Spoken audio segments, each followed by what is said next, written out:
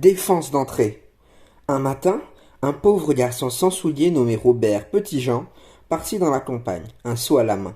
Il projetait de cueillir assez de mûres pour remplir son seau à ras-bord, puis d'aller vendre ses fruits au marché, afin que ses parents aient assez d'argent pour payer le loyer de leur maisonnette. Mais, après avoir passé 2 heures à arpenter les sentiers en tous sens, Robert avait à peine trouvé de quoi remplir le fond de son seau. « Je perds mon temps, je ferais mieux de rentrer chez moi, » soupira-t-il. C'est alors qu'il le vit. Un buisson de ronces, couvert d'énormes mûres juteuses. Il y avait juste un problème. Ces mûres ne poussaient pas le long de la route, mais dans un champ. Et ce champ appartenait au propriétaire de la maisonnette de Robert, Messire Gontran, de Bonse-Pierre. Or, un écriteau apposé sur la porte indiquait « Défense d'entrée ». Robert savait que ce signe voulait dire « Quiconque serait surpris dans le champ aurait de sérieux problèmes ». Mais ses parents avaient désespérément besoin d'argent, et c'était sa seule chance d'en obtenir. Aussi escalada-t-il une partie endommagée de la clôture, courut-il jusqu'au mur et se mit-il à les cueillir. En un rien de temps, son seau fut plein. Robert était en train de se féliciter lui-même lorsqu'il entendit un bruit de pas. Quelqu'un venait. Il tourna la tête et vit le vieil Albert, l'homme à tout faire de Messire Gontran de Bonse-Pierre, se diriger vers lui à travers le champ. Aussitôt, le garçon tenta de s'échapper, mais c'était difficile. Les ronces se prirent dans ses cheveux et déchirèrent ses vêtements. Puis, catastrophe, il marcha sur un clou. Aïe! Il s'affala sur le sol en gémissant, serrant dans ses mains son pied blessé. Et il vit avec terreur le vieil Albert, tel une gigantesque montagne, se pencher sur lui, accablé de douleur, terrifié à l'idée de la punition qui l'attendait. Robert était dans un triste état. « S'il vous plaît, ne dites rien à Messire Gontran, supplia-t-il. » Pour quelque raison mystérieuse, au lieu de lui répondre, le vieil Albert se contenta de regarder fixement la branche de ronce acérée prise dans les cheveux de Robert. « Tu sais à quoi je pense ?» finit-il par dire. Le garçon secoua la tête. « Je pense que mon maître a senti des épines s'enfoncer sur sa tête. » Le vieil Albert se pencha vers lui et lui ôta doucement les épines.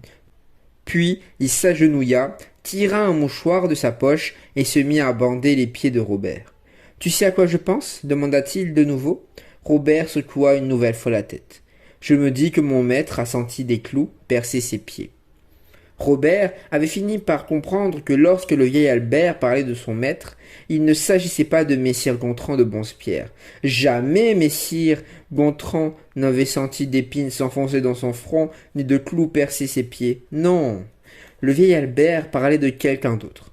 Et Robert était allé à l'église pendant assez longtemps pour savoir de qui il s'agissait. De plus, il se souvenait d'une chose que le pasteur avait dite. Une chose qui, maintenant qu'il était pris en flagrant délit avec un seau de mûres volé à côté d'une pancarte, défense d'entrée, lui redonnait espoir. « Vieil Albert, j'ai entendu dire que ton maître pardonne aux malfaiteurs, dit-il. Est-ce vrai ?»« Mais oui, mon garçon. » Les yeux du vieil homme s'éclairèrent. « Mon maître pardonne à tous les malfaiteurs, quel que soit leur forfait. » Le soulagement de Robert fut de courte durée. Tout à coup, il entendit retentir les sabots d'un cheval. Clop, clop, clop, clop. Un cheval noir descendait dans l'allée, monté par Messire Gontran. Cette fois-ci, pensa Robert, en devenant blanc comme linge, je serai puni sans aucun doute. Mais c'était sans compter le vieil Albert. Lorsque Messire Gontran s'approcha de la clôture, le vieil homme saisit le seau de Robert et se rendit à l'endroit où il y avait des murs. Il posa le seau et se pencha sur les hanches. « Albert, que faites-vous donc ?» rugit Messire Gontran. Il était si furieux de ce qu'il pensait avoir découvert qu'il ne remarqua même pas Robert. « Je vous paye pour réparer mes clôtures et non pour voler des fruits sur mes terres. Vous êtes renvoyés !» Et il s'en alla. Robert était bouche bée de stupéfaction. Un point d'interrogation géant semblait peint sur son visage. « Pourquoi le vieil Albert avait-il pris sur lui sa faute ?» Le vieil homme, à tout faire, s'approcha de lui et s'assit à côté de lui. Il semblait presque lire dans les pensées de Robert. « Je vais te dire pourquoi, lui expliqua-t-il. Simplement, c'est parce que mon maître a endossé mes fautes. » Tous deux étaient encore en pleine discussion. Une demi-heure après, lorsque Messire Gontran revint, Cette fois, le propriétaire terrien n'avait plus l'air fâché, mais plutôt ennuyé. Il avait réfléchi, et s'était dit que sa femme serait furieuse en apprenant qu'il avait renvoyé le vieil Albert, et il espérait qu'il n'était pas trop tard pour rétablir la situation. Je regrette de m'être mis en colère, Albert, déclara-t-il avec un sourire enjôleur. En fait, vous êtes un employé modèle, et cela fait de nombreuses années que vous servez fidèlement ma famille. Je vous en prie, oubliez ce que je vous ai dit.